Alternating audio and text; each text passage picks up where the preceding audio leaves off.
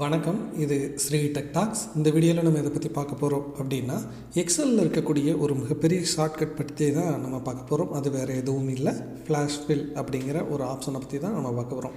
So இப்போ நீங்கள் அந்த ஸ்க்ரீனில் பார்க்கலாம். எக்ஸாம்பிள் 1, 2, 3 ஒரு 3 எக்ஸாம்பிள் மூலமாக உங்களுக்கு இந்த ஃப்ளாஷ் ஃபில் ஆப்ஷனை பற்றி உங்களுக்கு சொல்லித்தரப்போகிறேன்.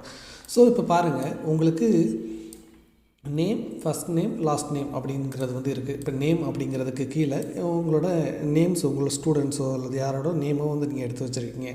இப்போ அதில் இருந்து ஃபஸ்ட்டு நேம் மற்றும் லாஸ்ட் நேம் இதை பிரிக்கணும் அப்படின்னா நீங்கள் நார்மலாக என்ன பண்ணுவீங்க அப்படின்னு பார்த்திங்கன்னா, இந்த ஸ்பேஸை கண்டுபிடிக்கிறதுக்காக நீங்கள் ஃபைண்டு போடுவீங்க. அதற்கப்புறம் நீங்கள் மிட் ஃபார்முலா போட்டு நீங்கள் இந்த ஃபஸ்ட் நேம், லாஸ்ட் நேமை எடுப்பீங்க. பட் எக்ஸலில் இதற்காகவே பார்த்திங்கன்னா ஃப்ளாஷ் ஃபில் அப்படின்னு ஒரு ஆப்ஷன் கொடுத்துருக்காங்க.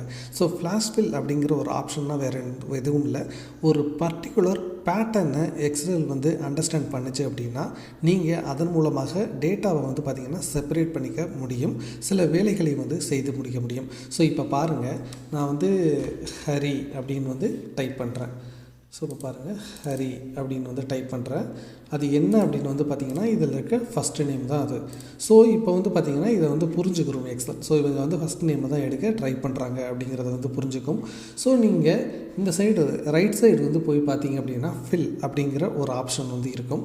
ஸோ அதை நீங்கள் கிளிக் பண்ணிங்க அப்படின்னா உங்களுக்கு ஃப்ளாஷ் ஃபில் அப்படிங்கிற ஆப்ஷன் இருக்கும். ஸோ அதை நீங்கள் கிளிக் பண்ணிங்க அப்படின்னா பார்த்துருக்கலாம், எல்லா ஃபஸ்ட்டு நேமுமே இதில் வந்திருக்கும்.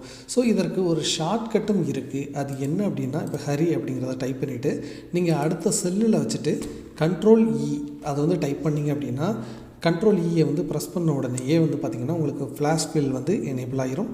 ஸோ பார்த்திங்கன்னா உங்களுக்கு ஃபஸ்ட் நேம் எல்லாமே எடுத்துகிட்டு வந்துடும். ஸோ இதன் மூலமாக நீங்கள் ஃபார்முலா போட்டு டைம் வேஸ்ட் பண்ணுறதை ஸ்கிப் பண்ணலாம். இப்போ இந்த சைடு நம்ம போகிறோம், சரண் அப்படிங்கிறத டைப் பண்ணுறோம், மறுபடியும் Ctrl+E ப்ரெஸ் பண்ணுறோம். ஸோ பார்த்திங்கன்னா நமக்கு எல்லா லாஸ்ட் நேமுமே வந்துருச்சு. சரி, இப்போ எக்ஸாம்பிள் 2க்கு போகலாம். இப்போ இதில் பார்த்திங்கன்னா நமக்கு ஃபஸ்ட் நேம் இருக்குது, லாஸ்ட் நேம் இருக்குது. ஸோ இப்போ இது ரெண்டையுமே நான் கன்கார்டினேட் பண்ணணும் அப்படின்னு நினைக்கிறேன். ஸோ இந்த மாதிரி கொண்டு வரணும் அப்படின்னு நான் நினைக்கிறேன். ஸோ இதற்கு நீங்கள் பார்த்திங்கன்னா கன்கார்டினேட் ஃபார்முலா யூஸ் பண்ணலாம்.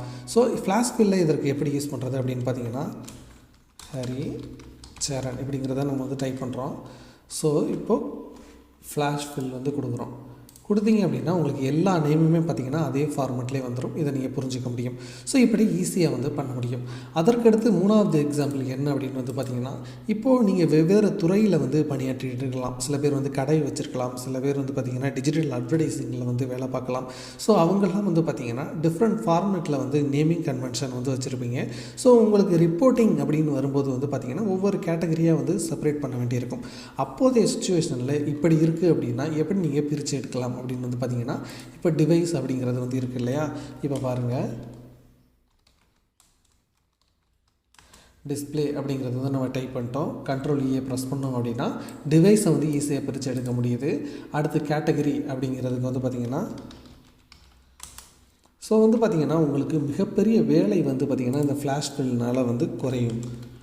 அதே மாதிரி பர்ஃபெக்டாக உங்களுக்கு அவுட்புட்டும் கரெக்டாக இருக்கும். ஸோ பார்த்திங்கன்னா பர்ஃபெக்டாக உங்களால் இந்த ஃப்ளாஷ் ஃபில்லை யூஸ் பண்ணி உங்களால் ஸ்ப்ளிட் பண்ணி எடுக்க முடியும். ஸோ எனக்கு நேமிங் கன்வென்ஷன் சரியாக நான் வைக்காமல் விட்டுட்டேன் அப்படின்னா நீங்கள் எப்படி கரெக்டாக இது மாதிரி பிரித்து எடுக்க முடியும் அப்படின்னா, அதற்கு நீங்கள் மிட் அது மாதிரி ஏகப்பட்ட ஃபார்முலாஸ் யூஸ் பண்ண முடியும். ஸோ அதிலெல்லாம் எப்படி பண்ணுறது, மிட் ஃபார்முலாவை எப்படி யூஸ் பண்ணுறது என்பது உள்ளிட்ட நான் வீடியோஸ் நிறையா போட்டிருக்கேன்.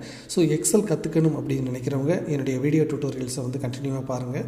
உங்களுக்கு ஏதாவது டவுட் இருந்துச்சுன்னா அதையும் தவறாமல் கேளுங்க, நான் அதற்காக ஒரு டியூட்டோரியல் வீடியோ போடுறேன். ஸோ தேங்க்ஸ் ஃபார் வாட்சிங். இது ஸ்ரீ டெக் டாக்ஸ். நம்ம சேனலை சப்ஸ்கிரைப் பண்ணாத நண்பர்கள் சப்ஸ்கிரைப் பண்ணி இணைந்தீர்கள். வணக்கம்.